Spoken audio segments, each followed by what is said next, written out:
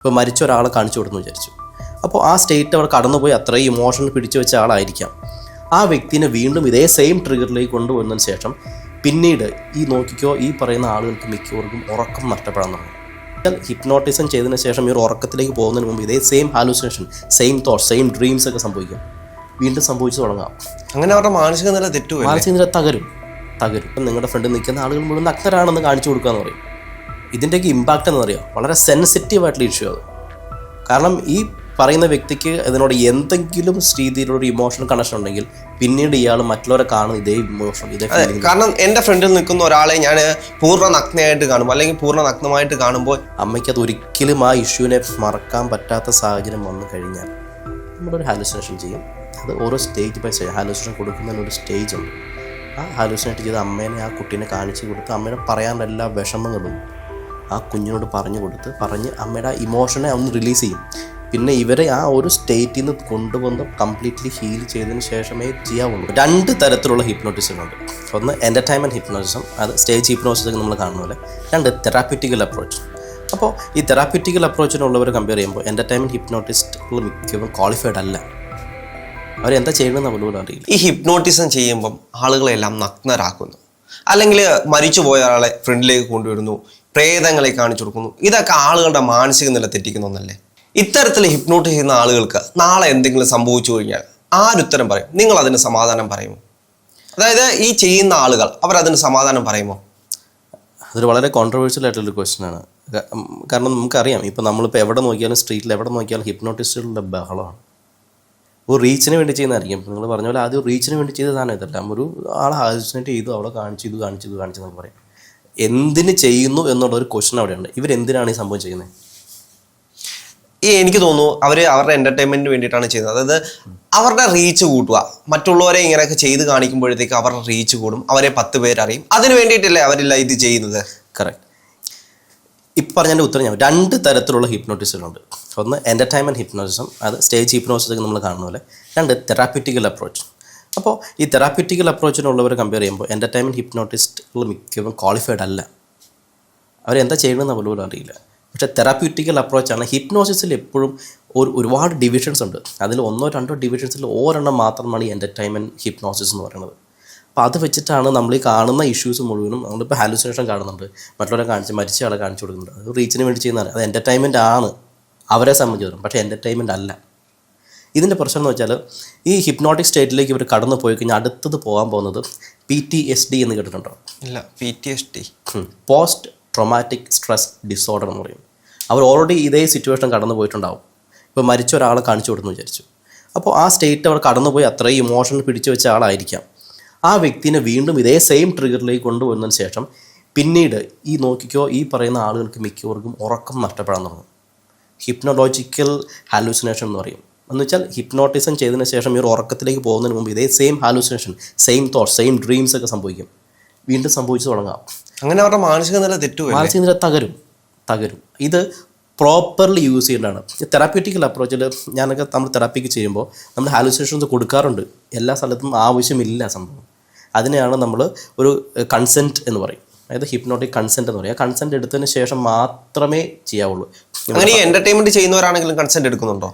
അതെനിക്കറിയില്ല. അതാണ് ഏറ്റവും വലിയ പ്രശ്നം. ഇവർ കൺസെൻറ്റ് എടുക്കുന്നുണ്ടോ, ഈ സാധനം ചെയ്യുന്നുണ്ടോ എന്നുള്ള അറിയില്ല. ഇത് ചെയ്തതിന് ശേഷം കുറേ പ്രൊസീജിയറുണ്ട്. നമ്മൾ ഈ കാണുന്ന കണ്ണടച്ച് തുറക്കുന്നതിന് മുമ്പ് സംഭവം കാണിക്കുന്നു. ഇത്രയും പ്രൊസീജിയർ നമ്മൾ കാണുന്നു. ഇതിന് മുമ്പ് സാധാരണ ഒരു ക്ലിനിക്കൽ ഹിപ്നോ തെറാപ്പി ചെയ്യണമെങ്കിൽ 2 to 3 hours in A day വേണം. അത് 3-4 സെഷൻസ് വേണം. ഇത്രയും സമയം എടുത്തിട്ടാണ് ആ ഇമോഷണൽ കത്തേർസിസ് എന്ന് പറയും. ആ ഇഷ്യൂവിനെ അഡ്രസ്സ് ചെയ്തിട്ട് അവരെ ഹീൽ ചെയ്യുന്നതിനുള്ള ടൈം നീഡഡ്. അപ്പോൾ ഈ ഓൺ ദ സ്പോട്ടിൽ ഇങ്ങനെ സംഭവം ചെയ്തിട്ട് വീണ്ടും അത് എങ്ങനെ അവർ റിലീസ് ചെയ്യുന്നു എന്നറിയില്ല.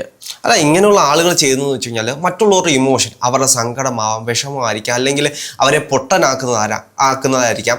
ഇതെല്ലാം അവർ ക്യാമറയിൽ പകർത്തിയിട്ട് അവരുടെ ഒരു എൻ്റർടൈൻമെൻറ്റ് പർപ്പസ്, അല്ലെങ്കിൽ അവർക്ക് റീച്ച് ഉണ്ടാക്കാൻ വേണ്ടിയിട്ട് മറ്റുള്ളവരുടെ ഇമോഷൻ അവർ അവിടെ കട്ട് ചെയ്യുകയല്ല, അല്ലെങ്കിൽ അത് ഉപയോഗിക്കുകയല്ലേ.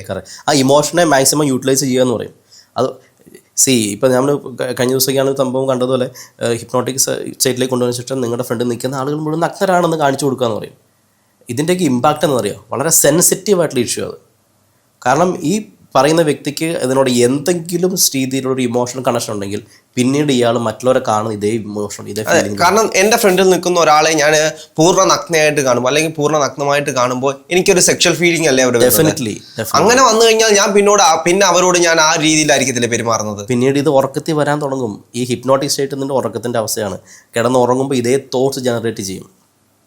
ഹിപ്നോഗോഗിക് ഹാലുസിനേഷൻ ഞാൻ ആദ്യം പറഞ്ഞ സെയിം സംഭവം ഇതേവിടെ തന്നെ സംഭവിക്കും. കാരണം കിടന്നുറങ്ങുമ്പോൾ ഇതേ ഫീലിങ്സിലേക്ക് വരാം. ഇവർ പോലും അറിയില്ല. ഇത് ഹാലൂസിനേഷൻസ് പോലെ, അതായത് ഓഡിറ്ററി ഹാലൂസിനേഷൻ, ചില ശബ്ദങ്ങൾ കേട്ട് ഹാലൂസിനേറ്റഡ് ആവും. രാത്രി കിടന്നുറങ്ങുമ്പോൾ സംഭവിക്കുന്ന അതായത് സൊമാറ്റിക് ഹാലൂസിനേഷൻ, നമുക്ക് ബോഡ്ലി മൂവ്മെൻറ്റൽ ഹാലൂസിനേഷൻസ് വരും. പിന്നെ വിഷ്വൽ ഹാലൂസിനേഷൻ, നമുക്ക് കണ്ടുന്ന സംഭവങ്ങൾ കാണുന്നതെല്ലാം ഇല്ലേ, ചില ഇല്ലാത്തത് കാണാൻ പറ്റും. ഇതൊക്കെ ഇവർക്ക് വീണ്ടും റിപ്പീറ്റായിട്ട് സംഭവിക്കാൻ തുടങ്ങും. പ്രോപ്പർലി അഡ്രസ്ഡ് അല്ലെങ്കിൽ ഉണ്ടാകുന്ന സംഭവം ഇതാണ്. ഫൈനലി ഇവർ പോകുന്നത് അടുത്ത സ്റ്റേജ് സ്കീസോഫ്രീനിയ എന്ന് പറയും. സൈക്കാട്രിക് ഡിസോർഡറിൻ്റെ നെക്സ്റ്റ് ഗ്രേഡാണ് സ്കീസോഫ്രീനി കേസ്. അതായത് ഈ മൂന്നോടെ ക്ലബ് ചെയ്ത് വരുന്നതാണ് schizophrenic nature. Auditory, visual and somatic hallucinations വരും.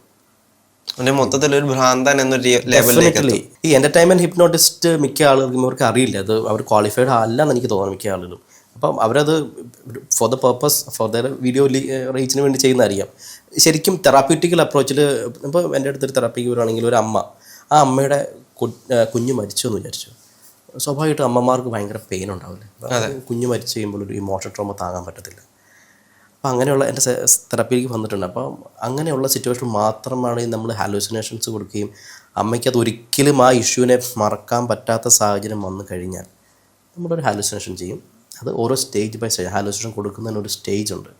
ആ ഹാലൂസിനേറ്റ് ചെയ്ത് അമ്മേനെ ആ കുട്ടീനെ കാണിച്ച് കൊടുത്ത് അമ്മയുടെ പറയാനുള്ള എല്ലാ വിഷമങ്ങളും ആ കുഞ്ഞിനോട് പറഞ്ഞ് അമ്മയുടെ ആ ഇമോഷനെ ഒന്ന് റിലീസ് ചെയ്യും. പിന്നെ ഇവരെ ആ ഒരു സ്റ്റേറ്റിൽ നിന്ന് കൊണ്ടുവന്ന് കംപ്ലീറ്റ്ലി ഹീൽ ചെയ്തതിന് ശേഷമേ ചെയ്യാവുള്ളൂ. അതൊരു 3-4 സ്റ്റെപ്പ് പ്രോസസ്സുണ്ട്. അത് കൂടാതെ തന്നെ ഈ 21 to 42 ഡേയ്സിൻ്റെ സൈക്കിളിൽ റിപ്പീറ്റഡ് തെറാപ്യൂട്ടിക്കൽ അപ്രോച്ച് ചെയ്യണം, എങ്കിലേ അത് വർക്കാവുള്ളൂ. ഇല്ലെങ്കിൽ ഒറ്റ ദിവസം കൊണ്ട് ആ സംഭവം ട്രിഗർ ചെയ്ത് ഹൈറ്റൻഡ് ആയിക്കഴിഞ്ഞാൽ ആ ട്രിഗറിങ് ഇൻസിഡൻറ്റ് ഇമോഷനാണ്, അത് വീണ്ടും ഹൈറ്റൻഡ് ആവും. നമ്മൾ പോലും ചിന്തിക്കുന്നില്ല ഈ സാഹചര്യത്തിലേക്ക് ഇവർ പോകും. ഞാൻ ആദ്യം പറഞ്ഞ കേസുകളിലേക്ക് ഈ മാനസികമായിട്ട് ഇവർ പോകാം. മനസ്സിനെ വെച്ചല്ലേ നമ്മൾ ഡീൽ ചെയ്യുന്നത്. അതെ, ഒരു മനസ്സിനെ വെച്ചാണ് നമ്മൾ ഇത് ഒരാളെ മാനസികമായി നശിപ്പിച്ചു കഴിഞ്ഞാൽ പിന്നെ അതിനുള്ള ഉത്തരവാദിത്വം അവർ ഏറ്റെടുക്കത്തുമില്ല. പക്ഷേ അവരെ ആ ഒരു സ്റ്റേറ്റിലേക്ക് കടത്തി വിടുകയും ചെയ്യും. എൻ്റെ അടുത്ത് തെറാപ്പിക്ക് വന്ന എക്സാമ്പിൾസ് ഉണ്ട്. ഞാൻ പറയാം, ഉറക്കം നഷ്ടപ്പെട്ട ഒരാൾ, ഉറങ്ങാൻ പറ്റുന്നില്ല. ആരോ ഒരാൾ ഇങ്ങനെ ഹാലൂസിനേഷൻ തെറാപ്പി സെറ്റ് ചെയ്തിട്ട് വന്നതാണ്.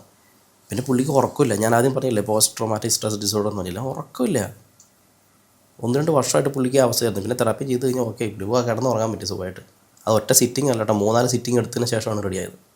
അപ്പോൾ ഇത്ര സ്റ്റേജുകളാണ് ഇതിനകത്ത് വരുന്നത്. അപ്പോൾ അല്ല, എനിക്ക് തോന്നുന്നു ചില ഹിപ്നോട്ടിസ്റ്റുകളുണ്ട്, അവർക്കെന്ന് വെച്ച് കഴിഞ്ഞാൽ അവർ വലിയ ഹിപ്നോട്ടിസ്റ്റാണ്, അല്ലെങ്കിൽ ഞാൻ വലിയ എല്ലാവരും അറിയപ്പെടുന്ന ഒരു ഹിപ്നോട്ടിസ്റ്റാണ്, എൻ്റെ മുമ്പിൽ വരുന്ന എല്ലാവരെയും ഞാൻ ഹിപ്നോട്ടിസ്റ്റ് ചെയ്യും, ആ ഒരു രീതിയിൽ എല്ലാവരും ചോദിക്കുന്നതാണ്. ഇപ്പം ഞാനാണെങ്കിൽ പോലും ഒരു സാധാരണപ്പെട്ട ഒരാൾ പെട്ടെന്ന് ഒരാളോട് ചോദിക്കുന്നതാണ് എന്നെ ഹിപ്നോട്ടിസ് ചെയ്യാൻ പറ്റുമോ. ആ ഒരു ചോദ്യമായിരിക്കും എല്ലാവരും ചോദിക്കുന്നത്. അപ്പം എന്നെ പറ്റത്തില്ല എന്ന് ഞാൻ വെല്ലുവിളിച്ചു കഴിഞ്ഞാൽ എന്നെ ചെയ്യാൻ വേണ്ടിയിട്ട് എൻ്റെ കൺസേൺ പോലും ഇല്ലാതെ എന്നെ ഹിപ്നോട്ടൈസ് ചെയ്യുന്ന ആളുകളില്ലേ? കൺസേൺ ഇല്ലാതെ ചെയ്യുന്നവരുണ്ട്.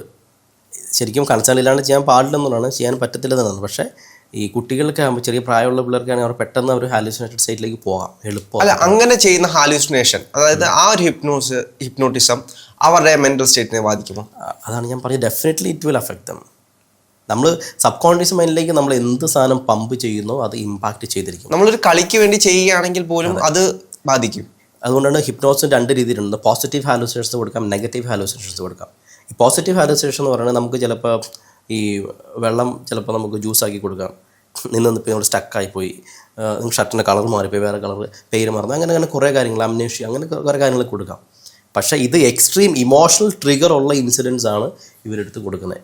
കാരണം എന്താണ്, ഒരു പബ്ലിക്ക് പെട്ടെന്ന് കണ്ടു കഴിയുമ്പോൾ വാവ്, കരയുന്ന ഒരു ഫീൽ കൊടുക്കാനാണ്. എല്ലാവർക്കും ഒരു കരച്ചിൽ എന്ന് പറയുന്ന സാധനം വിൽക്കാൻ പറ്റുന്ന സാധനമാണ്.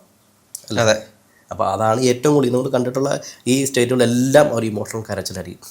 എനിക്കൊന്ന് ഇമോഷണലി അത്രത്തോളം വീക്കായിട്ടുള്ള ആളുകളെയാണോ ഇങ്ങനെ ചെയ്യാൻ കഴിയുന്നത്, അതോ ഇത് എല്ലാവരെയും കഴിയുമോ? ഹിപ്നോസിസിനെ പറ്റിയുള്ള ഒരു ഐഡിയയും ഇല്ലാതെ വരുമ്പോൾ ആണ് ശരിക്കും ഇത് ഹിപ്നോസിസ് എന്ന് വെച്ചാൽ ഈ പറയുന്ന വീക്കായിട്ടുള്ള ആളുകളെയല്ല എല്ലാവരും ഹിപ്നോട്ടിക് സ്റ്റേറ്റിലേക്ക് കൊണ്ടുപോകാം. ഇതിന് ഓരോ സ്റ്റേജ് ഉണ്ട്. സ്പോർട്സ് ഹിപ്നോസിസ് ഉണ്ട്, എൻ്റർടൈൻമെൻറ്റ് ഹിപ്നോസിസ്, നമ്മൾ പറഞ്ഞ പോലെ സ്റ്റേജ് ഹിപ്നോസിസ് ഉണ്ട്. പക്ഷേ അതൊക്കെ ഒരു പർപ്പസിന് വേണ്ടി മാത്രമാണ്. പിന്നെ തെറാപ്യൂട്ടിക്കൽ ഹിപ്നോട്ടിക് അപ്രോച്ച് ഉണ്ട്, പെയിൻ മാനേജ്മെൻറ്റ് ഉണ്ട്, ഹിപ്നോട്ടിക് ഡെലിവറീസ് ഉണ്ട്. ഇങ്ങനെ ഒരുപാട് കാറ്റഗറീസ് ഉണ്ട് ഹിപ്നോസിൽ. അല്ലാതെ നമ്മൾ ഈ കാണുന്ന പോലെ ഈ സംഭവം അല്ല ഹിപ്നോസിസ്, തെറ്റിദ്ധാരണയാണ്. ഇങ്ങനെയുള്ള വീഡിയോസ് പ്രചരിപ്പിക്കപ്പെടുമ്പോൾ അതിനകത്തൊരു പ്രശ്നം എന്ന് വെച്ചാൽ ഹിപ്നോട്ടിസം എന്ന് പറയുന്ന ആ ജെന്യൂനായിട്ടുള്ള വളരെ നമ്മുടെ സോഫ്റ്റായിട്ട് യൂസ് ചെയ്യാൻ പറ്റുന്ന തെറാപ്യൂട്ടിക്കൽ ഇതിനെ കംപ്ലീറ്റ് കട്ടാക്കുക. ജനങ്ങൾക്കൊരു തെറ്റിദ്ധാരണ ഉണ്ടാകും ഇതാണ് ഹിപ്നോട്ടിസം അല്ലേ. അപ്പോൾ ഇങ്ങനെയുള്ള കാര്യങ്ങളൊന്നും ഈ എൻ്റർടൈൻമെൻറ്റിൽ ചെയ്യാനുള്ളതല്ല. ഡെഫിനറ്റ്ലി ഇങ്ങനെയുള്ളതെല്ലാം തെറാപ്യൂട്ടിക്കൽ ഹിപ്നോട്ടിസത്തിൽ മാത്രം ചെയ്യാനുള്ള കാര്യങ്ങളാണ് ഇവരെല്ലാം എൻ്റർടൈൻമെൻ്റ് ആയിട്ട് ഇപ്പോൾ ചെയ്തുകൊണ്ടിരിക്കുന്നത്. കറക്റ്റാണ്. അപ്പോൾ ഇങ്ങനെയുള്ളത് ചെയ്യുന്നത് കൺസേൺ വാങ്ങിച്ചിട്ട് ചെയ്താൽ പോലും അവരുടെ മാനസിക നിലയെ തെറ്റിക്കുകയും പിന്നീട് ആ ആളെ തന്നെ മാനസികമായിട്ട് തളർത്താൻ അത് ഉപയോഗിക്കുകയും ചെയ്യും, അല്ലെങ്കിൽ അങ്ങനെ പോവുകയും ചെയ്യും. അവർ മാനസികമായിട്ട് വീക്കായി എന്നുള്ളതാണ്. കാരണം അവരുടെ ഇമോഷൻ ഈ പറയുന്ന ഹിപ്നോട്ടിസ്റ്റുകൾ പ്ലേസ് ചെയ്യുന്ന എന്താണോ ഇൻഫർമേഷൻ അത് അവരുടെ മനസ്സിൽ കിട്ടി. അവരുടെ മനസ്സിൽ അത് റിസർവ്ഡ് ആയി സേവ്. കാരണം പഴയ ഒരു ട്രിഗർ ചെയ്യുന്ന ഇൻസിഡൻറ്റ് എടുത്ത് വീണ്ടും കൊണ്ടുവച്ചാൽ അവസ്ഥ എന്തായിരിക്കും? അപ്പോൾ ഈ ഹിപ്നോട്ടിസം ചെയ്യുന്ന ആളുകളൊക്കെ സൂക്ഷിക്കുക. ഡെഫിനറ്റ്ലി അത് ക്വാളിഫൈഡ് അല്ല, പ്രോപ്പർലി ആർക്കും ചെയ്യാൻ പാടില്ലെന്നൊന്നും ഞാൻ പറയുന്നില്ല, അതെനിക്ക് പറയാൻ അധികാരമില്ല. പക്ഷേ ഇങ്ങനെ സമയത്ത് പ്രോപ്പർലി ഗൈഡഡ് ആയിട്ട് ഇത് ചെയ്യേണ്ട കാര്യങ്ങൾ പഠിച്ച് ഇതിന് ഓരോ സ്റ്റേജ് ബൈ സ്റ്റേജ് ഉണ്ട്, ആ സ്റ്റേജുകളെല്ലാം മനസ്സിലാക്കി എങ്ങനെയാണ് ചെയ്യേണ്ടതെന്നുള്ള ചെയ്ത് ക്വാളിഫൈഡ് ആയിട്ട് ചെയ്യുന്നതെങ്കിൽ ഒരു കുഴപ്പമില്ല. പക്ഷേ ഇത് പബ്ലിക്കിന് കാണിക്കേണ്ട സംഭവമല്ല എന്നുള്ളതാണ് എനിക്ക് പറയുന്നത്.